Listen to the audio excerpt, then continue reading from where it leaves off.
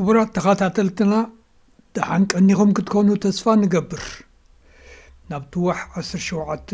እንቋዕ ብደሓን መጻእኩም ኣብ ሓደ ናይ ደረስቲ ፓርቲ ብዛዕባ ሓንቲ መጽሓፍ ክትዕይለዓል እቲ ደራሲ ናይታ መጽሓፍ በቲ ዝቐርብ ዝነበረ ርእይቶን ነቐፈታን ሕጉስ ኣይነበረን ንሓንቲ ካብቶም ተኻታዕቲ ኸኣ ንስኺ መጽሓፍ ጽሒፍኪ ስለ ዘይትፈልጢ ክትፈርዲ ኣይትኽእልን ኢኺ ይብላ ንሳ ሽዑ ዋ ሓቂኻ ዲኻ ክትብል ትሕጭጨሉ ደጊማ ኸኣ እንቋቑሖ እውን ወሊደ ኣይፈልጥን እየ ግን ጣዕሚ ናይ እንቋቑሖ ካብ ኩለን ደርሁት ኣብሊፀ እየ ዝፈልጦ ክትብል ትድህሎ ሃየ በል ደራሲየ እንሆ መጎተ ሕጂ ግጠም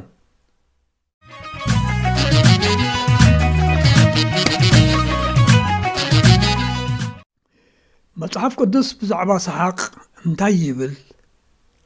ከምቲ ውሩይ ምስላታት ዝብሎ ሰሓቕ እቲ ዝበለጸ መድሃኒት እዩ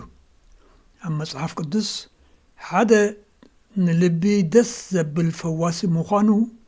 ብጠቕላላ ኣብ ዝተፈላለየ ጥቕስታት ከምኒ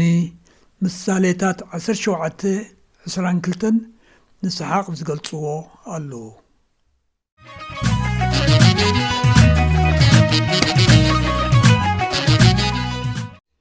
ፍሉይ ኣገልግሎት ሓደ ኣብ እንዳ ሓጻባይ ክዳውንቲ ላውንድሪ ዝሰርሕ ዝነበረ ሰብ ኣብ ናይ መኪና ዝሕጸባሉ ጋራጅ ስራሕ ይልውጥ መጀመርያ ዓሚሉ ረሳሕ መኪንኡ ኣምፂኡ ድማ ሕጸባ ይብሎ ንሱ ኸዓ በቲ ናይ ክዳውንቲ ምሕጻብ ዝለመዶ ኣመል ሕራይ ምስትራርከ ከድልያ ድዩ ኢሉ ይሓቶ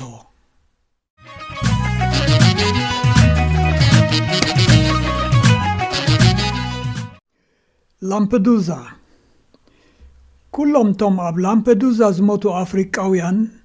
ዕቑበኛታት እዮም ነይሮም ግን ኤርትራውያን ኣይኮኑን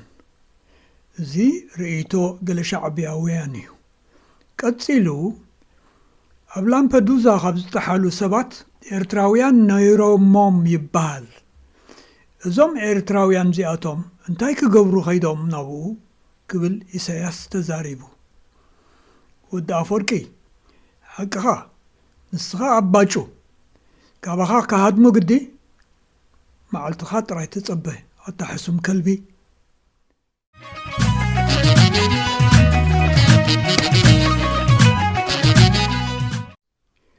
ብቑሩብ ዘምለጠ ሓደ ሃመማ ካብ ዓለባ ሳሬት ንዋራ ኣምሊጡ ሳሬት ብማዕዶ ትሪኦ ነይራ ደሓን ካልእ መዓልቲ ክረኽበካ እየ እንደገና በዚ ክትሓልፍ ከለኻ ኢላ ኸኣ ትፍክረሉ እቲ ሃመማ ሽዑ ሄ ይመስለኪ ዶ ኣነኮ ዕድመይ ሓንቲ መዓልቲ እያ ክብል ኣላጊጹላ ይነፍር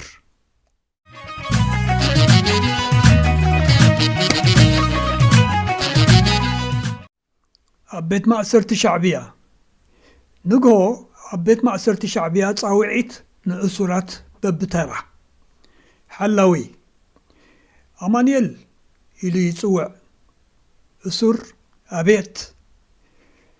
ሓላዊ ሃብተ እሱር ኣቤት ሓላዊ ኣብርሃ እሱር ኣለኹ ሓላዊ ኣቤት ዲኻ ዳኣ ክትከይድ ኣነ ኸለኹ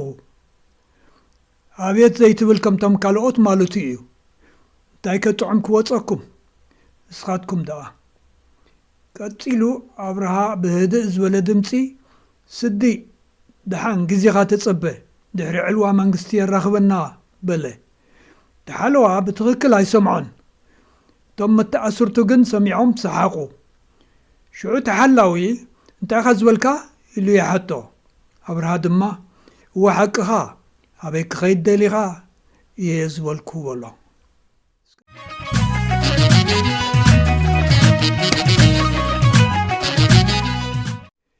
ሓላው ጽሉላት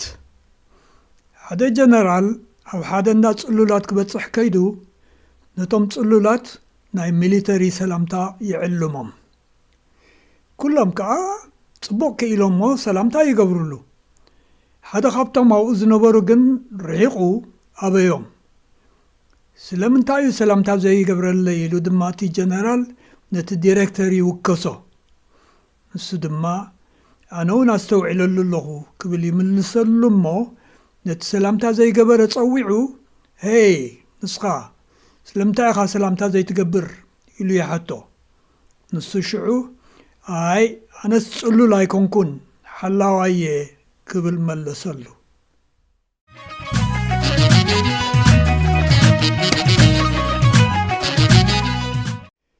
ገሪማትኒ ስለምንታይ ኣሕምልቲ ትበልዕ ኣለኻ ፍቕሪ እንስሳታት ከርኢ ብማለት ስለምንታይ ደኣ እሞ መግቦም ትወስደሎም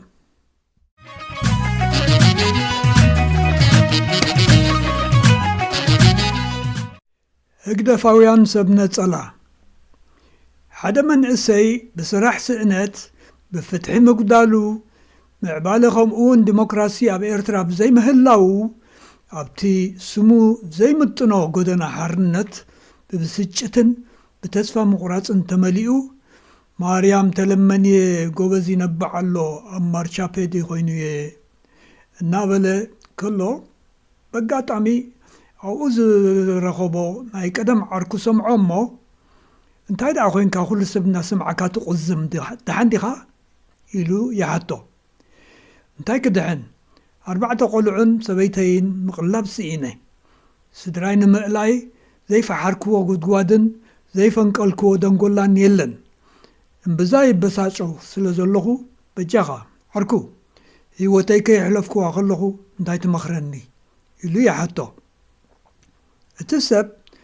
ካብቶም ዝእከቡ ዝነበሩ ፍልይ ኣቢሉ እዚ ደኣ ቀሊል እንድዩ እንታይ ዘባሳጭው ኣለዎ ከም ሰብካ ኹን ሎሚ ተብልዕ ሜላ ሓዳሽ ዝተፈተነት ሽጣራ ምቕሻሽ እያ ዘይትቕሽሽ ነውልካ እንዶ ኩሎም ሃገራዊ ድሕነት ቀሽሾም ክብል እቲ ድሮ ኣብ ናይ ስለላ ስራሓት ዝተዋፈረ ሰብ ሓላይ መሲሉ ብምስጢር መኸሮ ንብለኩም ስድ በሎ ሰላይ ግዳ ጥዒዶ ኸይመክር የቐኔልና ቴዲ USA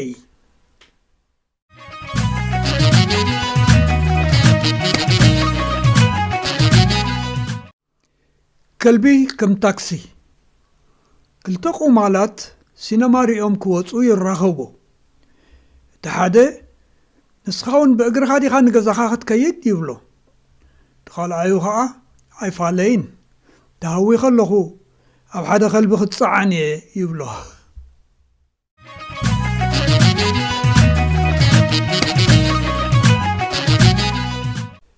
ናይ ኢሳያስ ሞሳ ማንኪ ንኢሳያስ ኣንታ እዚ ናይ ዝግኮ ሞይቱ ጽባሕ ሬስኡ ክመጽእ እዩ ቀብሩ ትኸይድ ዲኻ ኢሉ ይሓቶ ስማዕ እስከ ኣብ ቀብረይ ንዘይመጸኒ እንታይ ክገብር እየ ዝኸዶ ኣረ ናብዚ ዓዲ ሬስኡ ከይተእትውዎ በሎ ገደደ እሞ ማንኪ ደኣ እንታይ በለ ኢሳያስ ክሳብ ክንድዚ ጨካን ምዃኑ ሳይፈልጥን ነይሩ ማለት ድዩ እሞ ነታ ድሮ ዝበላ ይቕረታ ይሓትት እምበር እንታይ ደኣኸ ንዕኡ እውን ክትጥቖዶ ረኣኹም በሉ ነዚ ኩሉ ክስልየሉን ከመሓድረሉን ዝጸንሐ ናይ ዝጊ እንታይ ከም ዝፈደዮ በሉ ኣቶም ደገፍቲ ኢሳያስ እዚ ሰብዚ ክሳብ እትደልይዎ ዩዝ and throw መፅኡ ጥፍ ከም ዝብለኩም ፍለጡ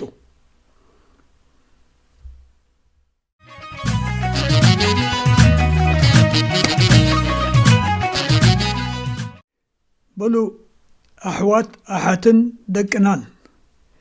ናይ ሎሚ ዕላላትና ኣብዚ ንውድእ ኣለና ደሓንቀንዩ ኩሉ ሰሰና እዩ